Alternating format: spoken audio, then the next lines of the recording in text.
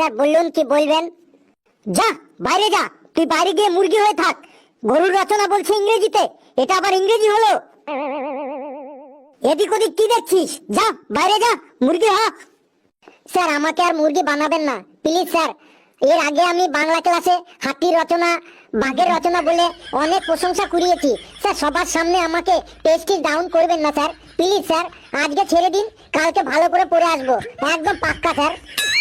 সবার সামনে যখন প্রশ্নের ঠিকঠাক উত্তর বলতে পারলি না, তখন তোর আর কোনো প্রেস্টিজ ডাউন হলো না। আর এখন আমি মুরগি হতে বলেছি, এখন তোর প্রেস্টিজ ডাউন হয়ে যাবে। যা, কথা বাড়াস না, মুরগি হ, যা।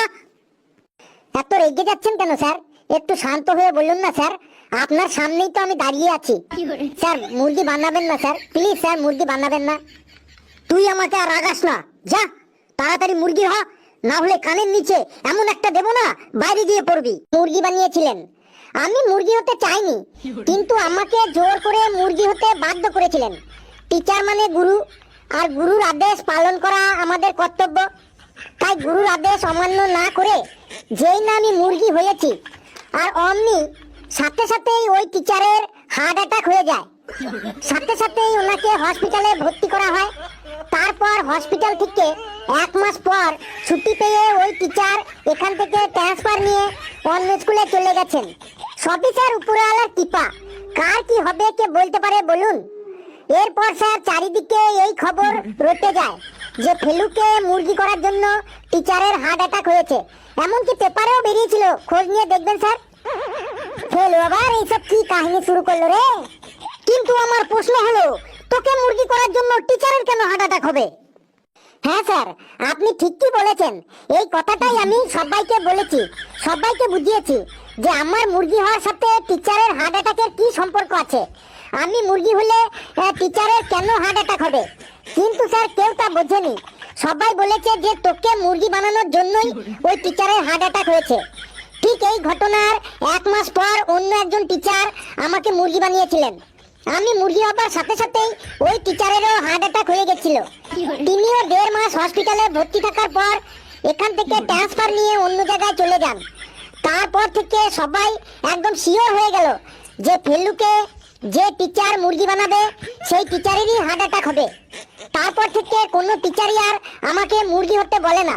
কিন্তু স্যার আমি এই কথা বিশ্বাস করিনি। আমি আজও বিশ্বাস করি না যে আমি মুরগি হওয়ার জন্য টিচারের হার্ট অ্যাটাক হয়েছিল। স্যার 1 বছর হয়ে গেল, আমি মনে মনে ভাবি পড়া না হলে আমাকে কোনো স্যার মুরগি হতে কেন বলে না? কোনো স্যার অন্তত আমাকে একবার মুরগি করে দেখাক, যাতে আমি সবার কাছে প্রমাণ করে দিতে পারি যে আমাকে মুরগি বানানোর জন্য কোনো স্যারের হার্ট অ্যাটাক হয়নি। এই ভুল ধারণাটা মুছে ফেলার জন্য আমি হেড স্যারকে 3-4 বার অ্যাপ্লিকেশনও করেছি যে আমাকে অন্তত একবার মুরগি বানানো হোক, কিন্তু কোনো স্যারই তাতে কর্ণপাত করেননি। কোনো স্যারই আমাকে মুরগি বানাতে রাজি হননি। সব স্যাররাই ভয় পান যে যদি কিছু হয়ে যায়। এত বলার পরেও যখন কোনো স্যার আর আমাকে মুরগি বানাতে উৎসাহ হননি, তারপর থেকে আমি বলাই ছেড়ে দিয়েছি। কিন্তু আজ আমি খুব খুব খুব খুশি আপনার জন্য, কারণ ঠিক 1 বছর পর আবার আমি মুরগি হবার সুযোগ পেয়েছি। এর জন্য আমি আপনার কাছে কৃতজ্ঞ। আজ আমি মুরগি হয়ে সবার কাছে প্রমাণ করে দেব আমার জন্য কোনো স্যারের হার্ট অ্যাটাক হয়নি। আজ মুরগি হবার পর দেখব যে আপনার হার্ট অ্যাটাক হয় কিনা।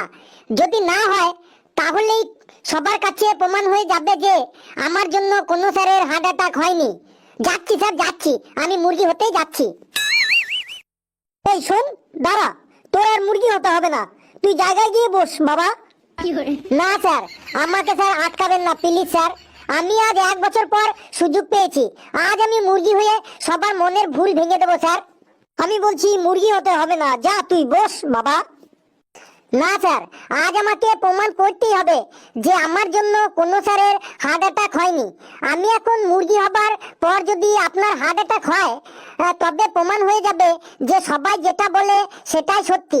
আর যদি আপনার হার্ট অ্যাটাক না হয়, তাহলে সবার কাছে প্রমাণ হয়ে যাবে যে কথাটা মিথ্যা। মিথ্যার বোঝা আর আমাকে বয়ে বেড়াতে হবে না। আর কতদিন মিথ্যার বোঝা বয়ে বেড়াবো স্যার? আমি মুরগি হতে যাচ্ছি স্যার। তুই আমার কথা শুনবি না? তুই তো একটু আগে বললি টিচার মানে তোদের গুরু, গুরুর আদেশ পালন করা তোদের কর্তব্য। তাহলে গুরুর আদেশ অমান্য করছিস কেন বাবা?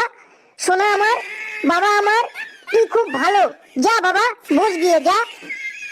স্যার, গুরুর আদেশ আমি আগেও পালন করেছি, আজও করব, আগামী দিনেও করব। কিন্তু স্যার, 1 বছর পর সত্য প্রমাণ করার সুযোগ পেয়েছি। এই সুযোগ আমি আর হাতছাড়া করতে চাইছি না স্যার। আমি মুরগি হতেই যাচ্ছি স্যার। যা বাবা, বস শোনা আমার, কাল তোকে একটা ক্যাডবেরি সেলিব্রেশন চকলেট এনে দেবো। যা বাবা, জায়গায় গিয়ে বস শোনা আমার। বেশ স্যার, গুরুর আদেশ তো কোনো পরিস্থিতিতেই অমান্য করা ঠিক না।